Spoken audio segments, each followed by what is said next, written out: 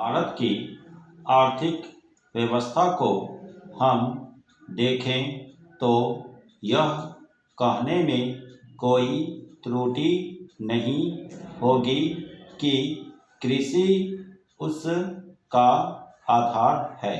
किसी भी देश की सामाजिक और आर्थिक स्थिति उस देश की भूमि की उत्पादन शक्ति पर निर्भर रहा करती है। यदि भूमि की उत्पादन शक्ति में कोई कमी हो जाती है तो उस देश की आर्थिक और सामाजिक स्थिति में भी कुछ परिवर्तन आरंभ हो जाता है। कृषि भारत के लिए एक आर्थिक व्यवस्था ही नहीं है, यह एक संस्कृति भी है। जो लोग आंदोलन में विश्वास रखते हैं, इनको पता ही होगा कि जितने भी आंदोलन इस देश में होते हैं वे समाज के नाम से, धर्म के नाम से, जाति के नाम से या राजनीति के नाम से होते हैं।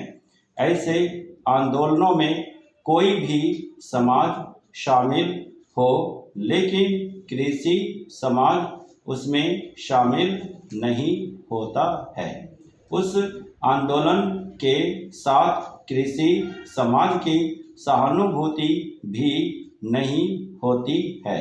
इसलिए यदि सभी बातों को ध्यान में रखकर हम देखें तो इस देश के लिए आवश्यक यह होगा कि हमारी संस्कृति की रक्षा के लिए और जीवन प्रणाली की रक्षा के लिए कृषि पर विशेष ध्यान दिया जाए। कृषि के क्षेत्र में वर्ष काफ़ी प्रगति हुई है। यदि आप 1801 से 1901 तक का काल देखें तो आप देखेंगे कि हमारे देश में 31 अकाल पड़े, जिनमें 4 करोड़ लोग मरे। लेकिन आज हमारे खाद्य मंत्रालय ने 100 रुपये मन के भाव पर गेहूं खरीदकर एक भी आदमी को मरने नहीं दिया। इसके लिए हमारा खाद्य मंत्रालय बधाई का पात्र है। एक बात मैं विशेष रूप से इस अवसर पर कहना चाहता हूँ। आजकल हम लोग मानव शक्ति पर ज़्यादा ध्यान न देकर पूंजी पर ज़्यादा निर्भर रहने की कोशिश करते हैं। आपको याद होगा, लगभग 5 दशक पहले में जापान की आर्थिक व्यवस्था बिगड़ गई थी, लेकिन वहाँ के 60 लाख काश्तकारों ने कृषि शिक्षा के बल पर इतना अनाज पैदा करके दिखलाया कि आज वे 10 करोड़ आदमियों का पालन पोषण कर रहे हैं।